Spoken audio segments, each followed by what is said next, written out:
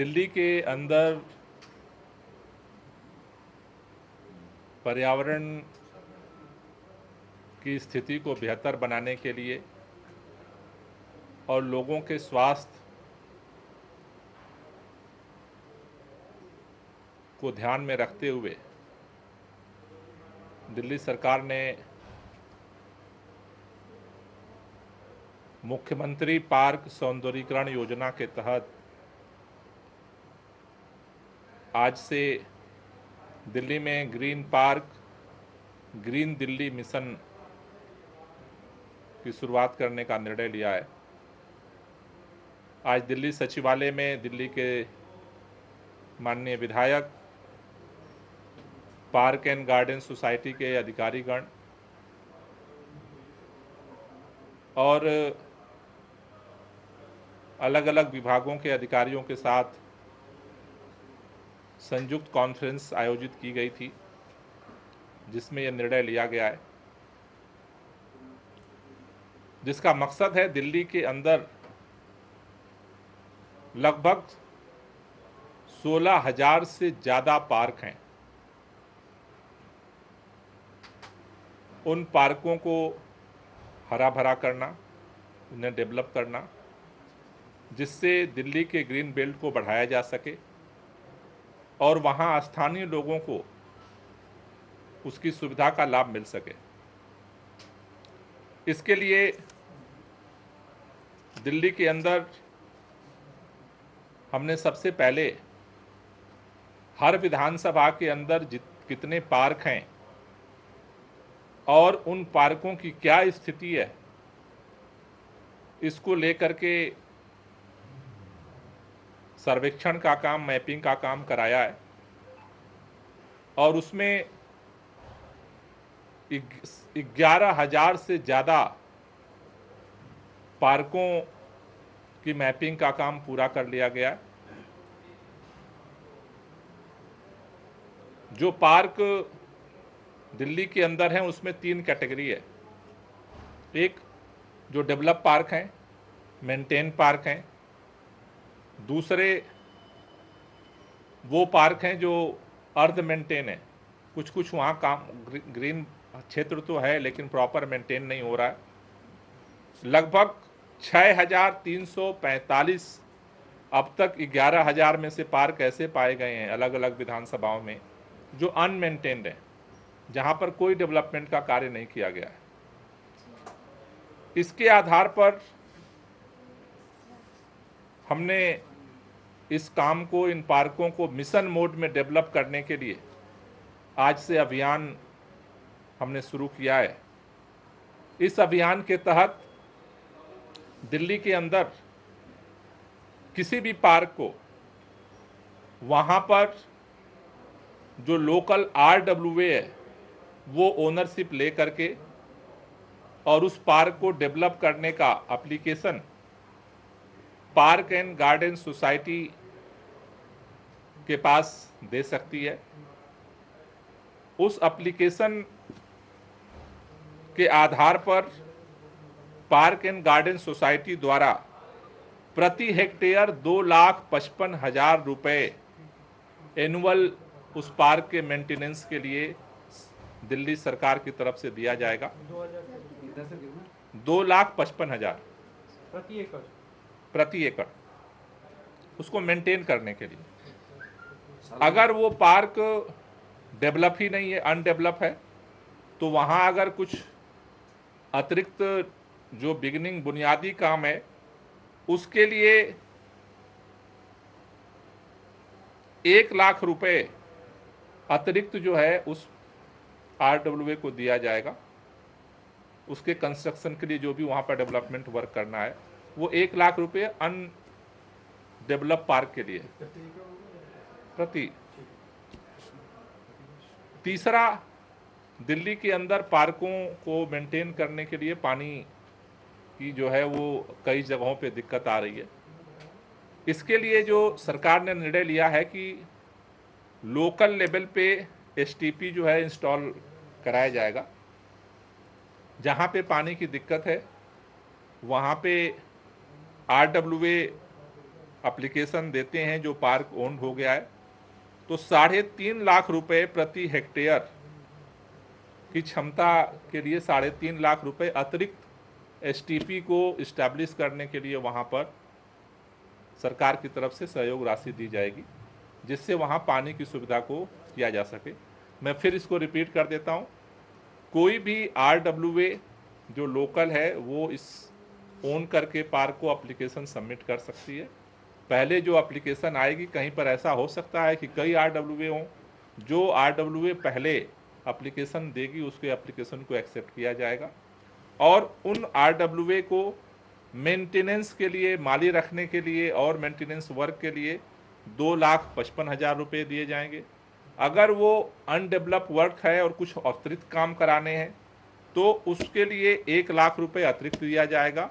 अगर पानी की समस्या है और वहाँ लोकल एसटीपी लगाना चाहते हैं RWA तो 3.5 लाख रुपये उसको और अतिरिक्त दिया जाएगा, जिससे उस वहाँ पे पानी की व्यवस्था की जा सके, डेवलपमेंट किया जा सके और सालाना मेंटेनेंस किया जा सके। इसके तहत जो है ये पूरा जो अभियान शुरू किया गया है।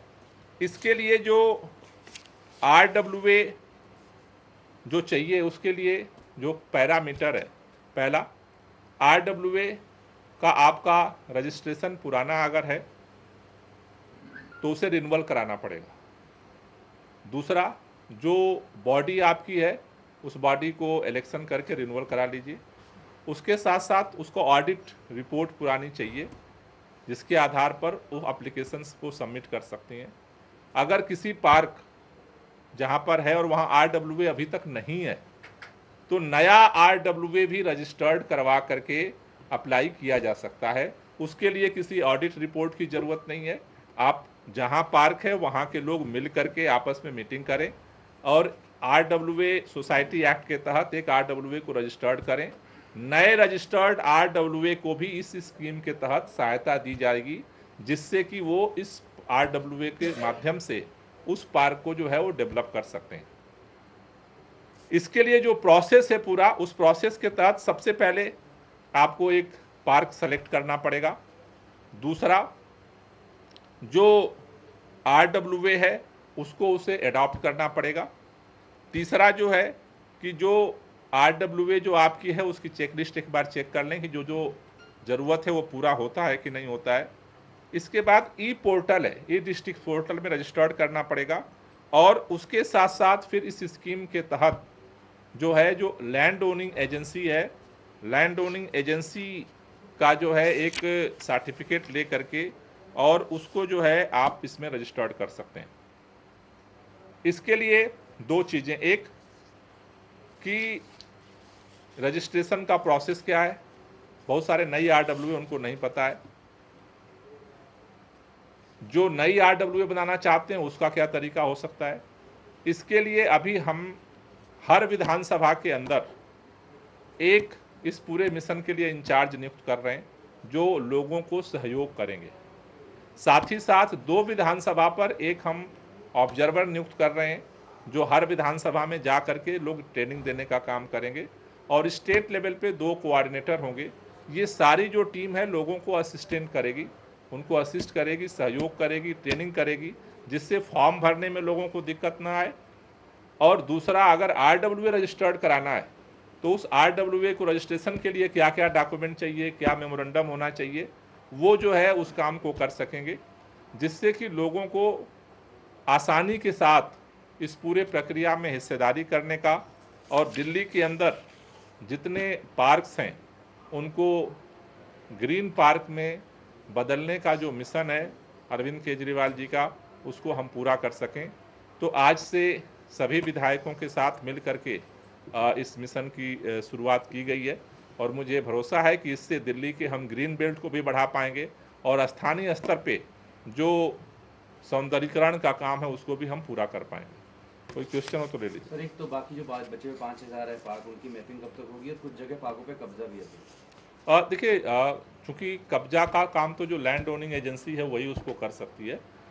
जो बचे हुए पार्क हैं उनका मैपिंग का काम ऑलरेडी चल रहा है, तो मुझे उम्मीद है कि जल्दी उसको भी हम पूरा कर लेंगे। इसमें सभी पार्क हैं सर, कुछ पार्क जैसे एमसीडी के तहत जो ये सारे पार्क हैं, दिल्ली के उसमें एमसीडी के पार्क हैं, डीडीए के पार्क हैं, पीडब्ल्यूडी किसी भी एजेंसी के पार्क हैं। आरडब्ल्यूए को संपर्क हम सभी पार्कों की मैपिंग कर रहे हैं, वो किसी भी एजेंसी के पार्क हों, हम उनको सहयोग, आर्थिक सहयोग देने को तैयार हैं। सर रजिस्ट्रेशन की प्रक्रिया कब से शुरू हो जाएगी? जी, रजिस्ट्रेशन की प्रक्रिया कब से शुरू हो जाएगी? रजिस्ट्रेशन प्रक्रिया ओपन है, अगर आज भी कोई अप्लाई करना चाहता है तो कर सकता है। जैसे कि आरडब्ल्यूए को तो आपने शामिल कर रहे हैं, लेकिन कुछ कॉलोनी बड़ी होती है जहाँ पर 4-5 पार्क है और आपने कहा कि एक अडॉप्ट कर सकता है, तो ऐसे में उसके लिए क्या प्रोसीजर करेंगे, मतलब क्या कहना चाहेंगे? मैं जैसे समझा एक नहीं। इलाके में 10-12 पार्क है और आरडब्ल्यूए को बोला कि आपने एक अडॉप्ट करेगा, एक पार्क को एक करेगा तो फिर बाकी पार्क को बाकी कर लेगा। तो आरडब्ल्यू एक ही के अंदर में 4-5 पार्क है। मेरा सवाल ये है 4-5 पार्क को भी अगर लेना चाहते हैं तो ले सकते हैं, लेकिन उसको मेंटेन करना पड़ेगा, क्लियर किया। उसको मेंटेन करना पड़ेगा। एनजीओ भी ले सकती है उसको? एनजीओ भी ले सकती है, लेकिन हमारा निवेदन है कि अभी तक आरडब्ल्यूए जो हैं उनका अनुभव बहुत ज़्यादा अच्छा रहा है, क्योंकि वहाँ लोकल लोग रहते हैं, उनके बच्चे, उनके परिवार के लोग वहाँ जाते हैं, तो उससे उनका एक अटैचमेंट बनता है। लेकिन सर इनका सवाल था ना कि ज़्यादा हो तो एनजीओ ले सकती नहीं, ज़्यादा हो तो और आरडब्ल्यूए बन सकती हैं। आरडब्ल्यूए बनने के लिए कोई लिमिटेशन तो है नहीं भाई, जहाँ पार्क है उस पार्क के आसपास जो लोग रहते हैं वो मिलकर एक नया आरडब्ल्यूए बना सकते हैं। अब जो इस तरह से इसमें है कि हमारे उसमें है कि भाई प्रति हेक्टेयर आपको ये सुविधा दी जा रही है, उसमें ऐसा हो सकता है कि 4-5 पार्क छोटे छोटे हों, ठीक है, वो हेक्टेयर के हिसाब से नहीं आते हों, तो उनका क्लस्टर बना करके भी कोई ले सकता है, जिनको ये पैसा मिल जाएगा, एक माली रख लिया और जो काम है वही सारी चीज़ों को मेंटेन कर देगा।